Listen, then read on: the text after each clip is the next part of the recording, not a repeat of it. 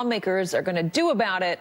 I'm joined by Republican Congressman Adam Kinzinger of Illinois. Congressman, thank you very much for being here. Yeah, you bet. Thanks for having me. So the wife I just had on said that it's a single family, her husband's the only one that works income. Thank you. She says she has 2 weeks left before she's going to go into emergency mode. She acknowledges that there are others who are in emergency mode right now. When is this shutdown going to end? I wanted to end yesterday. I didn't think we ever should have gotten into this. It's an example of broken government. I mean, it's still the best government there is, but that's not saying a ton. We've gotten to this point.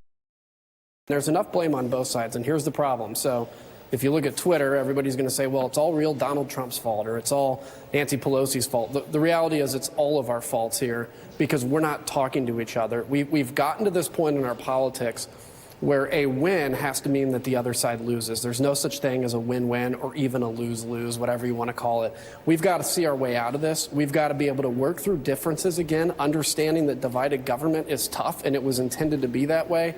And it's really disappointing to hear this Sarah there talk about the stuff that they're having to go through and know that that can be fixed if both sides would just get something done. And Sarah can't take a side because, she's the wife of a government employee and they can't do that. But she is asking for something to get done. You did vote. You broke with your party and you voted along with the Democrats to reopen the rest of the government while you guys continue to fight over this wall. That wouldn't necessarily mean that Sarah's husband would get paid because it wouldn't fund Homeland Security. But you did that, nothing happened. Why were you one of the few who was willing to break with the party in order to get people paid? Well, I can't speak for everybody else in terms of their decisions for taking whatever vote they take on that issue. I will say this, to the extent we can release hostages out of the negotiation, we ought to do that.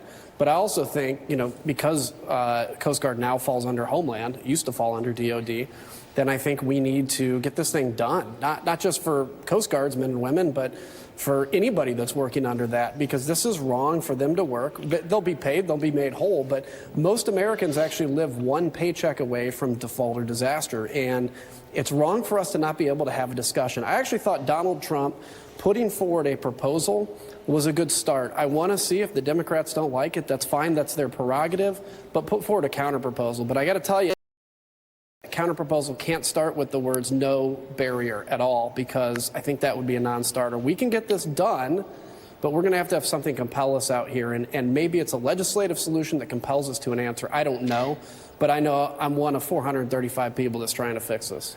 Do you think offering the Democrats a temporary solution for dreamers and for TPS recipients is enough to get them to come to the table? Well, I'm a Republican, so I look at that and say I think it should be. Well, it's a problem that the president caused, though. The president took those protections away from those two groups. So it's almost as if he took it away and then he said, I'll give it back to you if you give me exactly what I want. That's not necessarily a negotiation. We're trying to fix this. I don't want to get into all the details of that because, truthfully, TPS is supposed to be a temporary program anyway. But if you look at where we are, that 3-year reprieve, what that buys is an opportunity for actual Congress to do its job. Because fixing immigration on the long term, a comprehensive reform, which I want, is not going to be done by last-minute negotiations doing something massive. It's going to have to be done in Congress. Now, to get out of this situation, I think there's ways we can both win or call it both lose. I don't care, whatever people feel like calling it, and then get to the broader issue to fix it. But we've got to get out of our corners. There's people in my party being held hostage by these voices that say you can't do anything that even looks like something called amnesty, and you have some hostages on the other side that are saying you can't touch a barrier. Yeah, by all of people. Yes. Yeah. Yes. Is the president listening too much to right-wing media?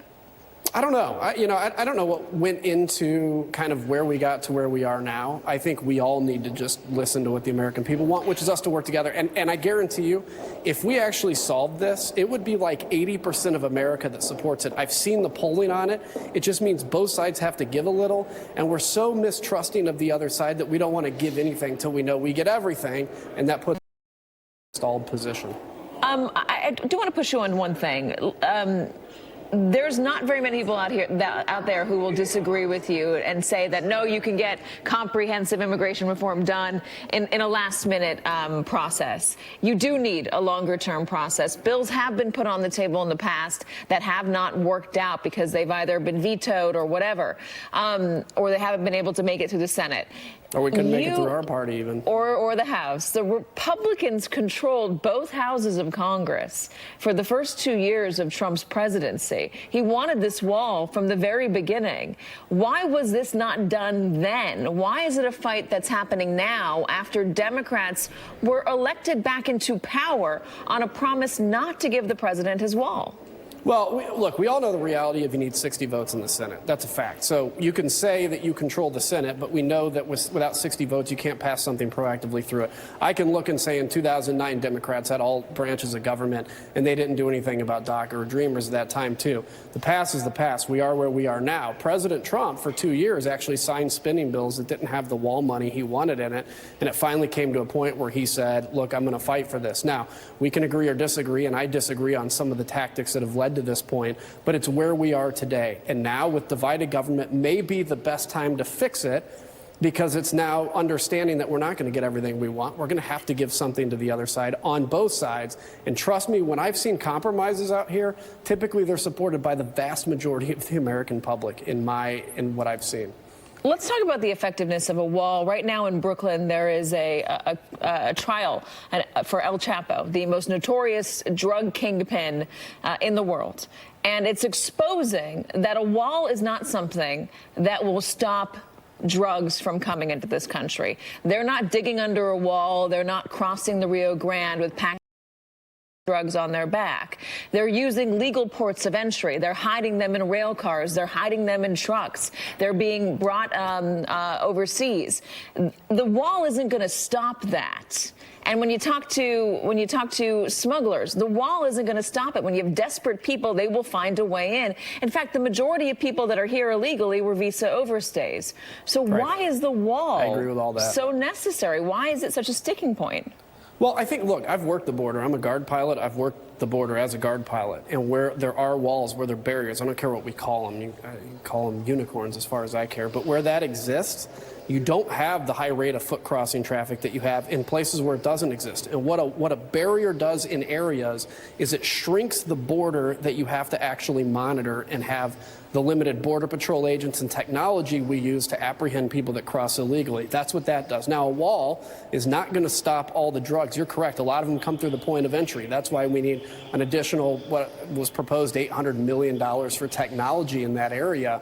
But this is from both, and by the way, I've also seen personally drugs that have come over the border, not through ports of entry as I've worked the border. So it's kind of an everything thing, and I recognize that people don't want to see the shining sea wall. That's fine, but let's put it in areas where it can mitigate the amount that we have to monitor with technology and border patrol agents. This is something that really shouldn't be partisan, honestly. Well, the Democrats have voted for a barrier in the past. Do you think ultimately what's stopping this here is the way the president talks about immigrants and the way he talks about immigration? Yeah, I think that bothers some people. Yeah, it bothers a lot of people. As a person that supports comprehensive immigration reform, I think we have to look at all immigrants as human beings made in God's image. But that doesn't mean we don't have a right to defend our territorial borders and set an immigration policy for legal immigration. And I think if we can fix the illegal part of it, we can move on to actually getting a generous immigration system. That's the people that we want to come into this country at any given time, and set that as a national priority. But consider the way you're talking about it, and consider the way the president of the United States talks about it. He calls them criminals and rapists, and he says that everybody that comes across the border is gonna try and hurt you or your family. I mean, it's just a very different way of talking about immigration. I mean, if you're on the other side, do you wonder why it's hard to convince voters that, yeah, you're going to go along with the president's plan when the president's talking in such an ugly way and frankly a way that's not true? Sure, I can see it from their perspective. And also, look, when Nancy Pelosi says a wall is immoral, I mean, we look at that and go, how's a wall immoral? I mean, I have 4 walls around my house, and they keep bad people out and critters out. But so that's the same idea, is we're just not talking to each other and using the right language to say, we all mean well, okay? Democrats mean well, Republicans mean well. Let's just get our well-meaningness together and do something. Illinois Republican Congressman Adam Kinzinger. Congressman, thank you very much for being here. We appreciate it. You bet. Take care. And the military is now able to move forward with President Trump's ban on